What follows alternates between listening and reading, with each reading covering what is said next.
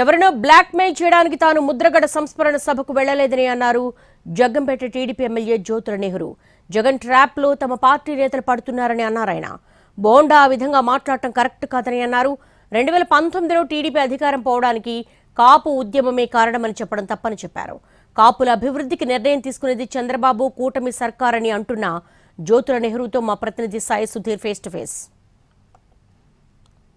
AP politics కాపుల చుట్టూ తిరుగుతున్నాయి. రాబోయే రోజుల్లో కాపులకు రిజర్వేషన్కి సంబంధించి ప్రభుత్వం మీద ఒత్తిడి తెస్తామంటున్నారు వైసీపీ ఎమ్మెల్సీ తోట తిరుమతులు. అసలు ఈ ఇష్యూకి సంబంధించి మనతో మాట్లాడడానికి జగంపేట ఎమ్మెల్యే జ్యోతుల నెహ్రూ ఉన్నారు, ఆయనతో మాట్లాడదాం. సరే ఏంటి, కాపులు రిజర్వేషన్కి సంబంధించి ప్రభుత్వం మీద ఒత్తిడి తెస్తాం, అవసరమైతే మీరు లీడ్ తీసుకున్నా కానీ మేము వస్తామని చెప్తున్నారు.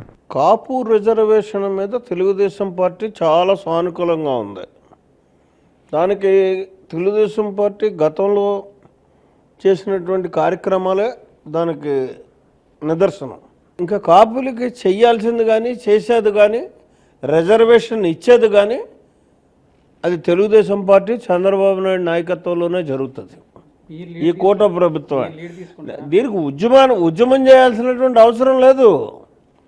మేము లీడ్ తీసుకోవడం అంటే ఎప్పుడు అవసరం మేరకు మా పాత్రను మేము ఎప్పుడు పోషిస్తూనే ఉన్నాం.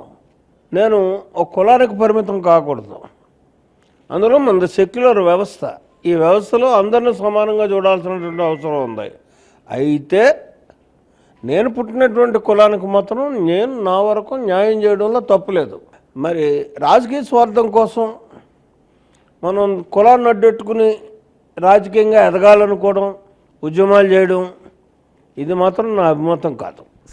ఏదైతే బోండా ఉమా ముద్రగడ సంస్మరణ సభకు వెళ్ళడం 2019లో కాపులు అదేవిధంగా ముద్రగడ ఉద్యమం వల్లే పార్టీ ఓడిపోయింది అని చెప్తున్నారు. దానికి సంబంధించి ఏం చెప్తారు? అది అతని వ్యక్తిగత విషయం. వ్యక్తిగతంగా అతని ఒపీనియన్ అతను తెలియజేశాడు అంతే తప్పించి. అంటే అప్పుడు మీరు కూడా పార్టీ టీడీపీలోనే పోటీ చేయడం ఆ ఇంపాక్ట్ అని ఉందంటారా అని మీ అభిప్రాయం? నేనైతే అతని ఇంపాక్ట్ ఉందని మాత్రం నేను అనుకోను. ఉద్యమం ఇంపాక్ట్ కానీ ఉద్యమం ఇంపాక్ట్ అన్నది ఎప్పుడూ కూడా ఒకటే. కాపులు ఏ పార్టీకి మెజారిటీ సపోర్ట్ చేస్తే ఆ పార్టీ ఆంధ్రప్రదేశ్లో పాలన చేస్తుంది. ఇంకోటి సార్, మీరు కూడా వైసీపీ ఏదైతే ముద్రగడ సంస్మరణ సభలకు వెళ్ళారు, నెహ్రూ వెళ్ళారు, అదేవిధంగా రాధా వెళ్ళారని కోట్ చేస్తున్నారు ఓమా. అది తప్పది. ఎందుకంటే ముద్రగడ నాకు బంధువు, సమకాలికులం. చనిపోయిన తర్వాత మేము వెళ్ళాల్సినటువంటి పరిస్థితి ఉంటుంది. అదే రకంగా నేను వెళ్ళాను. అంతకు తప్పించి దాన్ని రాజకీయంగా ఉపయోగించుకోవాలనో లేకపోతే ఎవరినో ఒకరిని బ్యాక్మెయిల్ చేయాలనో నేను మాత్రం చేయలేదు కదా.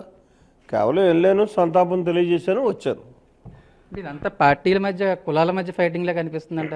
ఇది ఒక రకంగా చూస్తుంటే